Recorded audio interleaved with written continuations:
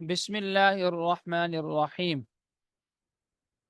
کل کے سبق ہم نے مستثنیٰ کی تعریف، پھر مستثنیٰ کی اقسام سے متعلق پڑھا تھا۔ آج کے سبق میں انشاءاللہ وَاعْلَمْ أَنَّ إِعْرَابَ الْمُسْتَثْنَى عَلَى أَرْبَعَةِ أَقْسَامٍ سے ہم شروع کر رہے ہیں، اور یہاں سے مصنف رحمۃ اللہ علیہ مستثنیٰ کی اعراب کے اعتبار سے اقسام بیان کر رہے ہیں۔ مستثنیٰ کی اعراب کے اعتبار سے، تو اعراب کے اعتبار سے مستثنیٰ 4 قسموں پر مشتمل ہے۔ اعراب کے اعتبار سے، زبر زیر پیش کے اعتبار سے مستثنیٰ 4 قسموں پر مشتمل ہے۔ یہاں 3 چیزیں سمجھ لیں، صرف 3 چیزیں، پھر آگے آسان ہو جائے گا۔ یاد رکھیں کلام کی 2 قسمیں ہوتی ہیں، ایک ہوتا ہے کلام موجب اور ایک ہوتا ہے کلام غیر موجب، 2 ہو گئیں، اور ایک ہوتا ہے مستثنیٰ مفرغ اور ایک ہوتا ہے مستثنیٰ غیر مفرغ۔ یہ 4 چیزیں سمجھ لیں، کلام موجب، کلام غیر موجب، مستثنیٰ مفرغ اور مستثنیٰ غیر مفرغ، یہ 4 چیزوں کو سمجھ لیں۔ کلام موجب کس کو کہتے ہیں؟ وہ کلام جس میں نفی، نہیں اور استفہام نہ ہو، بس وہ سیدھا سیدھا کلام، اس میں نفی بھی نہیں ہے، نہیں بھی نہیں ہے اور استفہام بھی نہیں ہے، کسی قسم کا سوال اس کلام میں موجود نہیں ہے۔ جیسے آپ کہتے ہیں جانی زیدن، میرے پاس زید آیا۔ اب دیکھیں اس کلام میں نہ تو نفی ہے، نہ اس کلام میں استفہام ہے، نہ اس کلام کے اندر نہیں ہے، بس سیدھی سی بات ہے کہ میرے پاس زید آیا۔ یہ کلام موجب ہے۔ موجب کا معنی ہوتا ہے ثابت شدہ کلام، اس میں نفی بھی نہیں ہوتی، ثابت شدہ بات ہوتی ہے، نہیں بھی نہیں ہوتی اور استفہام بھی نہیں ہوتا۔ کلام غیر موجب وہ ہوتا ہے کہ جس میں نفی نہیں استفہام میں سے کوئی ہو۔ جیسے آپ کہتے ہیں ما جانی زید، میرے پاس زید نہیں آیا، اب نہیں نفی آ گئی نا، تو یہ کون سا کلام ہے؟ غیر موجب۔ پھر مستثنیٰ ایک ہوتا ہے مفرغ اور ایک ہوتا ہے مستثنیٰ غیر مفرغ۔ مفرغ کا معنی ہوتا ہے خالی کر دیا گیا، فارغ کر دیا گیا، تو مستثنیٰ مفرغ وہ مستثنیٰ کہلائے گا کہ جو خالی کر دیا گیا ہو۔ اب وہ کس سے خالی کیا گیا ہو؟ مستثنیٰ منہ سے، کہ کلام کے اندر مستثنیٰ منہ نہ ہو، بس مستثنیٰ ہو اور اس مستثنیٰ کو خالی کر دیا گیا ہو، وہ مستثنیٰ کیا ہو جاتے ہیں؟ خالی۔ جیسے آپ کہتے ہیں ما جانی الا زید، میرے پاس نہیں آیا مگر زید۔ اب میرے پاس نہیں آیا، کون نہیں آیا اس کا ذکر آپ نہیں کر رہے، بلکہ آپ کہتے ہیں میرے پاس نہیں آیا مگر زید، مطلب زید آئے، زید کے علاوہ کوئی نہیں آیا۔ اب وہ علاوہ کون ہے اس کا آپ تذکرہ کر نہیں رہے، تو یہ ہے مستثنیٰ مفرغ، کہ جس میں مستثنیٰ کو ہی ذکر کیے جاتے ہیں، مستثنیٰ منہ کو ذکر نہیں کیا جاتا۔ اور غیر مفرغ جس میں مستثنیٰ مستثنیٰ منہ دونوں موجود ہو، وہ فارغ نہیں ہوتا، وہ غیر مفرغ ہوتا ہے، فارغ وہ نہیں ہوتا، غیر مفرغ۔ جب آپ نے یہ سمجھ لیا تو اب مستثنیٰ کے اعراب کی اقسام کی طرف چلتے ہیں۔ نمبر 1، فَإِنْ كَانَ مُتَّصِلًا وقع بعد إلا في كلام موجب أو منقطعا كما مر أو مقدما على المستثنى منه، نحو ما جاني إلا زيد أحد، أو كان بعد خلا وعدا عند الأكثر، أو بعد ما خلا وما عدا وليس ولا يكون، نحو جاء القوم خلا زيدا إلى آخره كان منصوبا۔ تو پہلی قسم ہے کہ مستثنیٰ کو منصوب پڑھا جائے، مستثنیٰ کو کیا پڑھا جائے؟ منصوب، نصب اس کے اوپر پڑھا جائے۔ نصب مستثنیٰ کے اوپر 5 صورتوں میں آتا ہے۔ مستثنیٰ کے اوپر نصب کتنی صورتوں میں آتا ہے؟ 5 صورتوں میں آتا ہے، بہت آسان صورتیں ہیں وہ 5۔ نمبر 1، مستثنیٰ متصل، الا کے بعد کلام موجب میں آ جائے، آسان سی بات ہے۔ مستثنیٰ متصل، اب متصل سمجھانے کی ضرورت نہیں ہے، پیچھے گزر چکا ہے کہ مستثنیٰ مستثنیٰ منہ کی جنس میں سے ہو، تو مستثنیٰ متصل الا کے بعد کلام موجب میں آ جائے۔ اب کلام موجب سمجھانے کی ضرورت نہیں ہے کہ جس میں نفی نہیں استفہام نہیں ہوتا، تو الا کے بعد مستثنیٰ آ جائے کلام موجب کے اندر، تو پھر اس صورت میں مستثنا منصوب پڑھا جائے گا، جیسے ما جاءنی القوم الا زیدن. اب یہ زیدن مستثنا ہے، مستثنا منہ بھی پیچھے موجود ہے، اور یہ کلام بھی موجب ہے، غیر موجب نہیں ہے. یہ پہلی صورت ہوگی مستثنا کو منصوب پڑھنے کی. مستثنا کو منصوب پڑھنے کی دوسری صورت مستثنا منقطع ہو. بس مستثنا منقطع ہمیشہ منصوب ہوتا ہے، چاہے کلام موجب ہے، غیر موجب ہے، نفی نہیں، استفہام اس میں ہے نہیں ہے، سب صورتوں میں مستثنا کیا ہوگا؟ منصوب ہوگا. یہ دوسری صورت.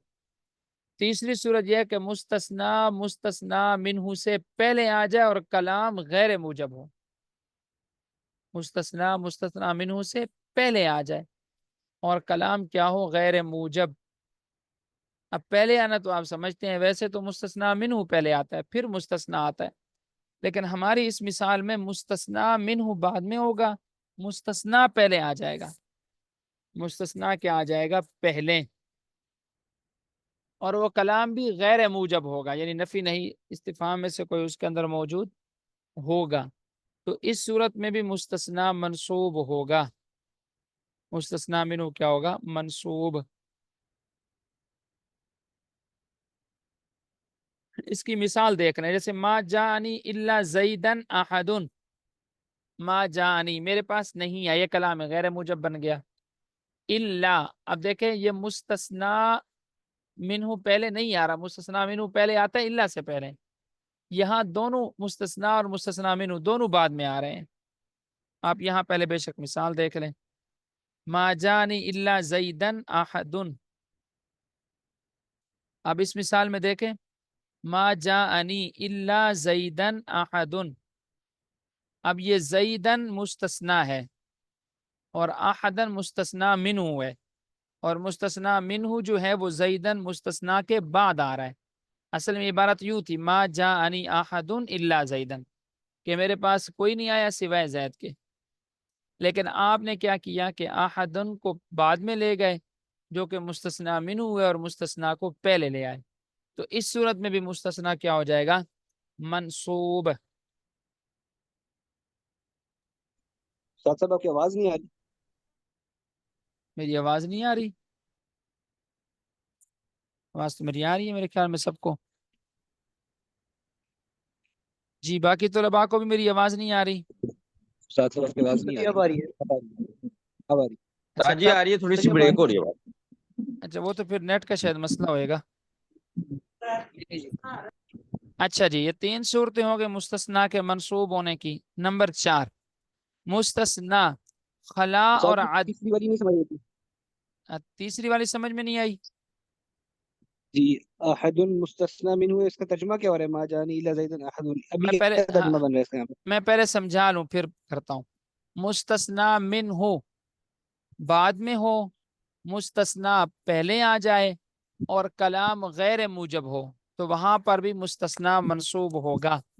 جیسے اس کی مثال ہے ما جاءنی الا زیدن احد. اس مثال میں احد مستثنا منہ ہے اور زیدن یہ مستثنا ہے. اصل عبارت یوں تھی، ما جاءنی احد الا زیدن.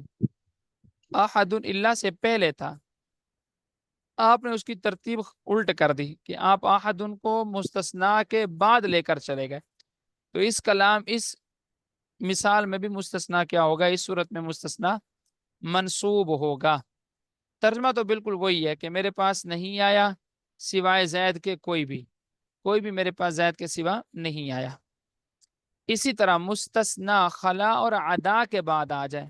اس کی ترتیب الٹنے کی وجہ کلام کے اندر حسر پیدا ہو گیا نا، حسر کلام کے اندر پیدا ہو گیا، کلام کے اندر تاکید پیدا ہو گئی. میرے پاس زید کے علاوہ کوئی نہیں آیا. اب آپ ترجمہ کریں گے کہ میرے پاس زید کے علاوہ کوئی بھی نہیں آیا، یعنی تاکید والا ترجمہ کر دیں گے. اچھا جی، یہ جب بھی ترتیب کلام کے اندر مقدم سے مؤخر، مؤخر سے مقدم ہو تو صرف ایک ہی وجہ ہوتی ہے سب جگہ، کہ کلام کے اندر تاکید اور حسر کو پیدا کرنا ہوتا ہے. اچھا، مستثنا کے منصوب ہونے کی چوتھی صورت کہ مستثنا خلا اور عدا کے بعد آ جائے. کل کے سبق میں ہم نے پڑھا تھا کہ حرف استثناء صرف الا نہیں ہے بلکہ حرف استثناء کچھ اور بھی ہیں، ان میں سے ایک خلا اور عدا بھی ہے. جب مستثنا خلا اور عدا کے بعد آئے گا تو مستثنا منصوب ہوگا. جیسے آپ کہتے ہیں جان القوم خلا زیدن، جان القوم عدا زیدن. پانچویں صورت مستثنا ما خلا اور ما عدا کے بعد آ جائے، اور اسی طرح لیسا اور لا یکونو کے بعد آ جائے. ما خلا، ما عدا، لیسا اور لا یکونو یہ بھی اخوات الا ہیں، یعنی یہ الفاظ بھی استثناء کے طور پر استعمال ہوتے ہیں. جیسے آپ کہیں گے جان القوم ما خلا زیدن، جان القوم ما عدا زیدن، جان القوم لیس زیدن، جان القوم لا یکون زیدن. اب ان تمام صورتوں میں مستثنا منصوب ہوگا. تو مستثنا کے اعراب کی پہلی قسم کیا ہے کہ مستثنا منصوب ہو. پھر مستثنا منصوب ہوتا ہے ٹوٹل کتنی صورتوں میں؟ 5 صورتوں میں. اب اس کا ترجمہ دیکھ لیتے ہیں ہم. فَإِنْ كَانَ مُتَّصِلًا، پس اگر مستثنا متصل ہو، وقع بعد الا کے بعد واقع ہو، فی کلام الموجب کلام موجب میں، یہ ایک صورت ہو گئی. نمبر 2، او منقطعا، یا مستثنا منقطع ہو، کما مرہ جیسا کہ گزر گیا ہے، یہ دوسری صورت ہو گئی. او مقدما علی المستثنا منہ، یا مستثنا منہ سے پہلے آ جائے، یہ تیسری صورت ہو گئی. نحو جیسے ما جانی الا زیدن احد، او کان بعد خلا و عدا عند الاکثر، یا پھر مستثنا خلا اور عدا کے بعد آ جائے اکثر نحویوں کے نزدیک، یہ چوتھی صورت ہو گئی. او یا بعد ما خلا و ما عدا ولیس ولا یکون، مستثنا ما خلا، ما عدا، لیسا اور لا یکون کے بعد آ جائے تو پھر بھی مستثنا ہوگا. مثال جان القوم خلا زیدن الی آخر ہی، آخر تک ساری مثالیں آپ پڑھ لیں. کانا منصوباً، مستثنا منصوب ہے ان تمام صورتوں میں. اچھا جی، نمبر 2، اب ہم پڑھ رہے ہیں مستثنا کے اعراب کی دوسری صورت.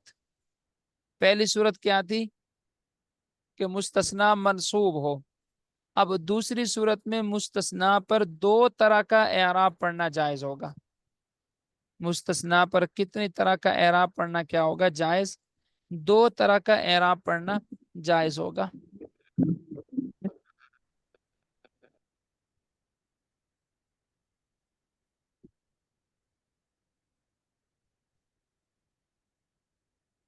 اچھا جی، دوسری صورت یہ ہے کہ مستثنا الا کے بعد کلام غیر موجب میں واقع ہو اور مستثنا منہ بھی مذکور ہو. تو اس میں پھر اعراب کے اعتبار سے 2 صورتیں جائز ہیں. اس کو پھر سمجھ لیں.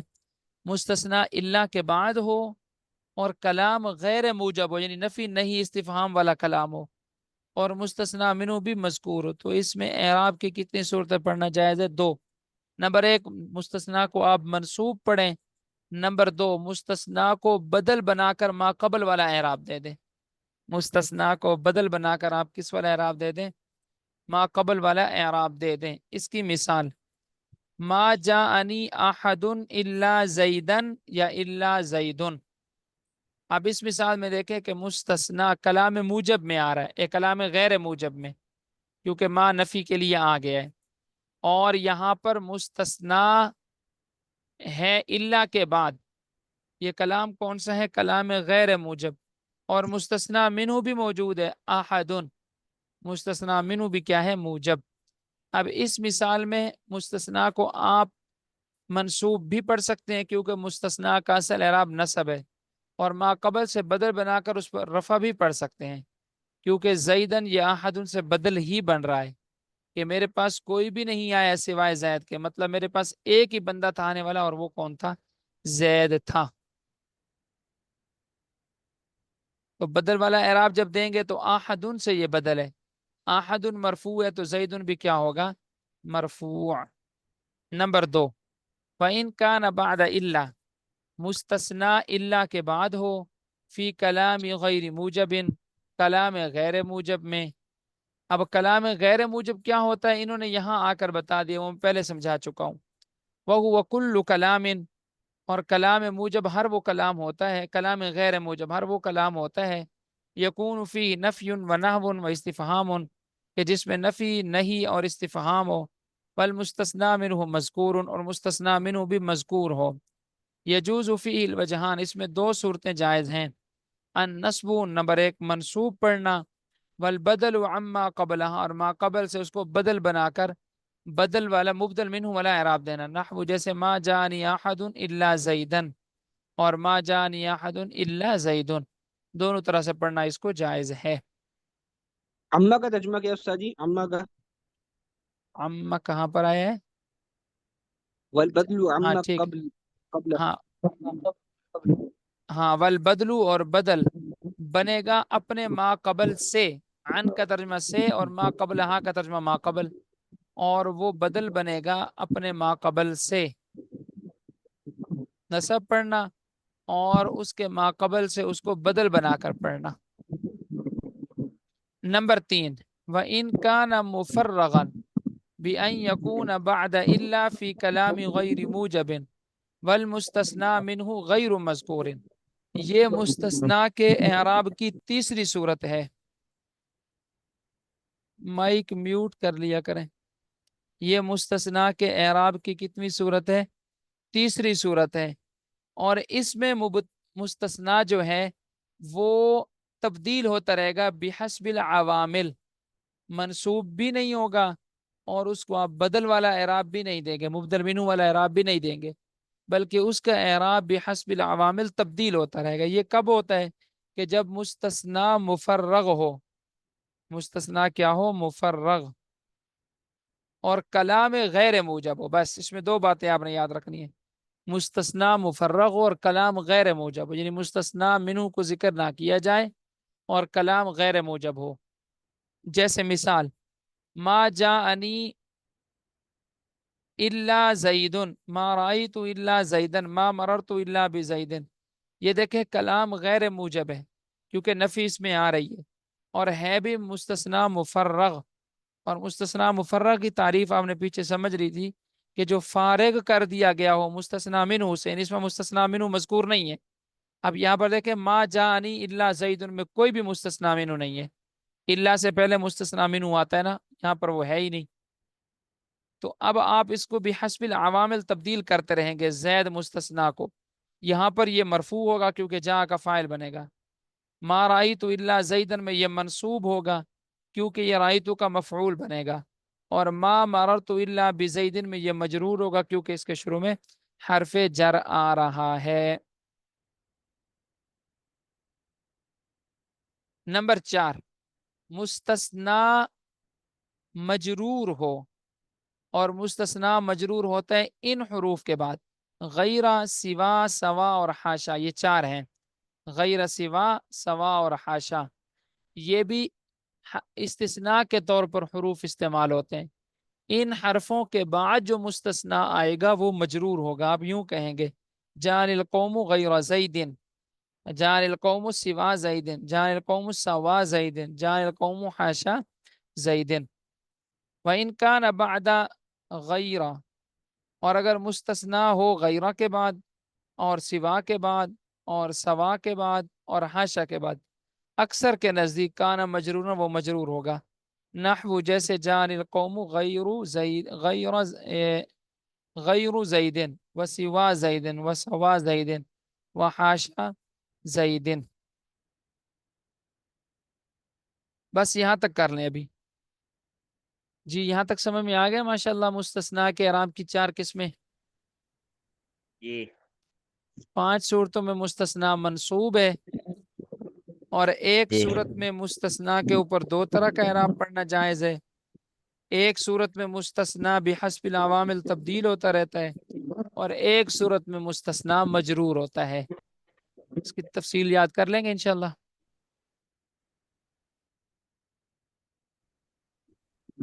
چلیں جی اس کو یہاں جی تک کرتے ہیں انشاءاللہ۔